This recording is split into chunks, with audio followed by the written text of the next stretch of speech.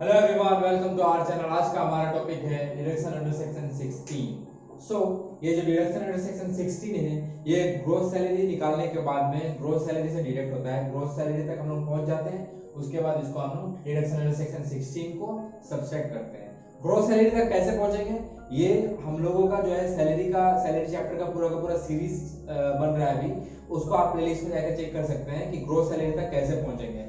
Gross salary तक पहुंचने के बाद में जो income under the head salary होता है, वहां तक पहुंचने के लिए इसको डिडक्शन अंडर सेक्शन 16 को लेस करना पड़ेगा ग्रोस सैलरी से। डिडक्शन अंडर सेक्शन 16 में क्या क्या है? डिडक्शन अंडर सेक्शन 16 में तीन इंपॉर्टेंट डिडक्शन है जो मेन है, जिसके बारे में हम लोग अभी समझेंगे, जो कि ग्रोस सैलरी से डिडक्ट होता है। वो तीन मेन डिडक्शन क्या है? Deduction under section 16(1), 16(2) and 16(3).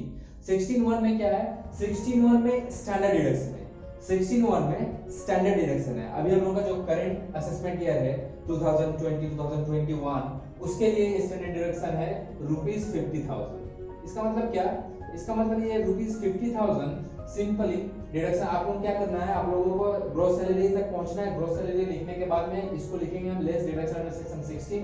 उसमें से पहला डिडक्शन होगा ₹50,000। ये कांस्टेंट है, ये फिक्स रहता है 50,000। हाँ, अगर किसी का सैलरी 50,000 से कम है, तो मान लीजिए किसी का सैलरी है 49,000 टोटल सैलरी एनुअल का, तो आप लोग क्या करेंगे, स्टैंडर्ड डिडक्शन 49,000 तक ही देंगे, क्योंकि अभी तक उसका सैलरी जो है 50,000 तक पहुंचा नहीं है। उसका जो है इनकम अंडर सैलरी जो है वो ज्यादा नहीं निकलेगा। आगे हम लोग बढ़ेंगे।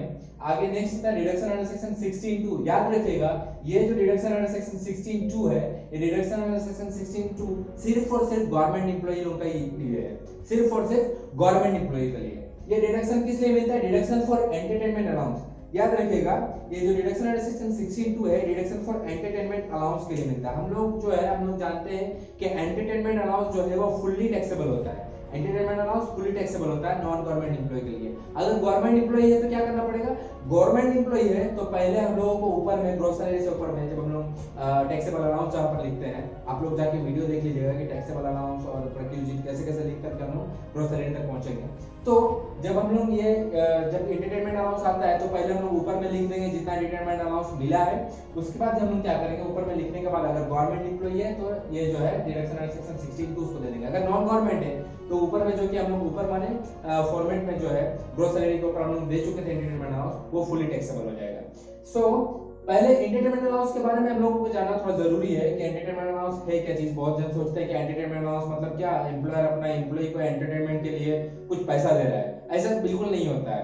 कभी कभी क्या होता है, एंटरटेनमेंट अलाउंस में एम्प्लॉयर जो है ताकि कस्टमर्स जो है, कस्टमर्स का हॉस्पिटलिटी हो, मतलब क्या, कस्टमर्स को रहने मीटिंग, अगर मान लीजिए एक एम्प्लॉयर है, एक कोई भी कंपनी है समझ लीजिए, या फिर कोई भी ऑर्गेनाइजेशन है, गवर्नमेंट हो नॉन गवर्नमेंट हो, वो बोलता है अपना एम्प्लॉय लोग को कि आप जो है ये कुछ रकम जो है एंटरटेनमेंट अलाउंस के तौर पर रखिए, और जो कस्टमर्स होगा या क्लाइंट्स होगा, उस क्लाइंट्स का मीटिंग में जो एक्सपेंसेस होगा, हो सकता है क्लाइंट को आप कुछ स्नैक्स वाटर वगैरह जो प्रोवाइड कर रहे हैं, या फिर मीटिंग कहीं होटल में हो रहा है, या फिर हॉस्पिटलिटी, एक्चुअल में क्लाइंट का या फिर कस्टमर का हॉस्पिटलिटी के लिए एम्प्लॉयर जो है अपना एम्प्लॉय को कुछ रकम देता है, उसी को कहता है एंटरटेनमेंट अलाउंस। याद रखिएगा।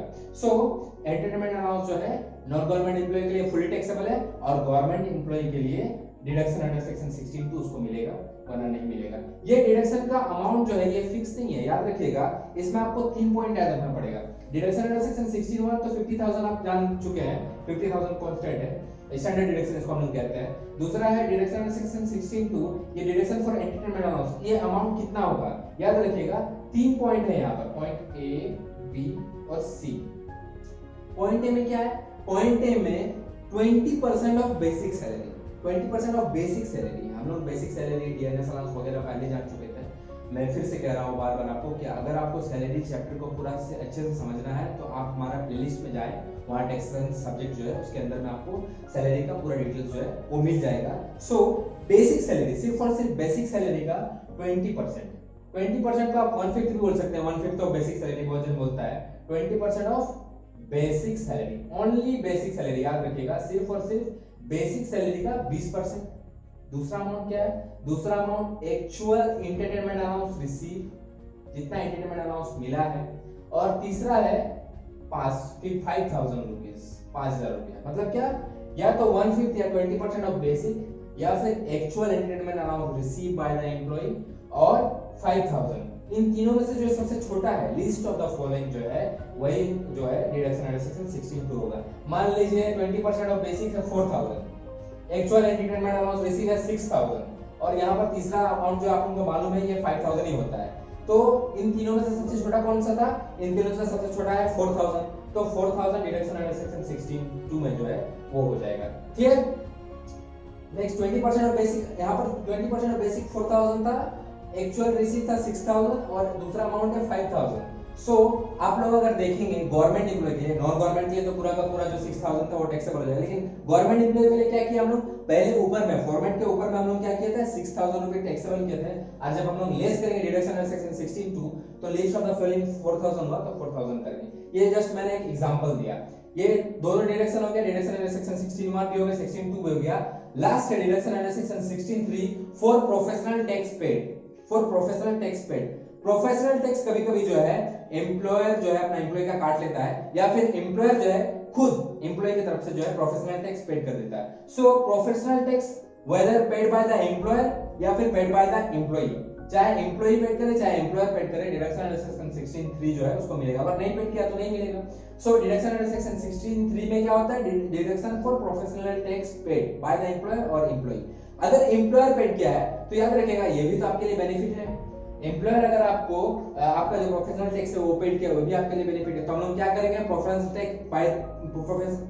Tax paid by the employer, इसको पहले हम लोग ऊपर में टैक्सेबल करेंगे, ऊपर माने ग्रॉस सैलरी के ऊपर, वहां पर टैक्सेबल करें। अब टैक्सेबल करने के बाद में जो कि ये एम्प्लॉयर पेड किया था, फिर यहां से हम लोग लेस कर देंगे। अगर एम्प्लॉय पेड करेगा तो वहां पर टैक्सेबल करने की कोई जरूरत नहीं है। याद रखिएगा टैक्सेबल वही चीज होता है जो बेनिफिट के हिसाब से एम्प्लॉय को मिलता है। अगर एम्प्लॉय खुद से प्रोफेशनल टैक्स पेड करा तो इसके लिए तो कोई बेनिफिट नहीं है ना, तो इसीलिए वो उसको हम लोग टैक्सेबल नहीं करेंगे। लेकिन अगर एम्प्लॉयर पेड करेगा तो उसको ऊपर में पहले टैक्सेबल करेंगे और बाद में नीचे में हम लोग वापस उसको डिडक्ट करेंगे। स्टैंडर्ड डिडक्शन हो गया डिडक्शन अंडर सेक्शन 16(1) 50000। दूसरा डिडक्शन क्या है? Deduction under section 16(2) for entertainment allowance, लेकिन ये सिर्फ और सिर्फ गवर्नमेंट एम्प्लॉय के लिए। और तीसरा deduction under section 16(3) for professional tax paid. Thank you so much. इसी तरह के इंटरेस्टिंग और पढ़ाई, एजुकेशन से रिलेटेड और कॉमर्स से रिलेटेड या फिर जनरल नॉलेज से रिलेटेड वीडियोस के लिए प्लीज हमारे चैनल को सब्सक्राइब करें और ढेर सारा प्यार दें।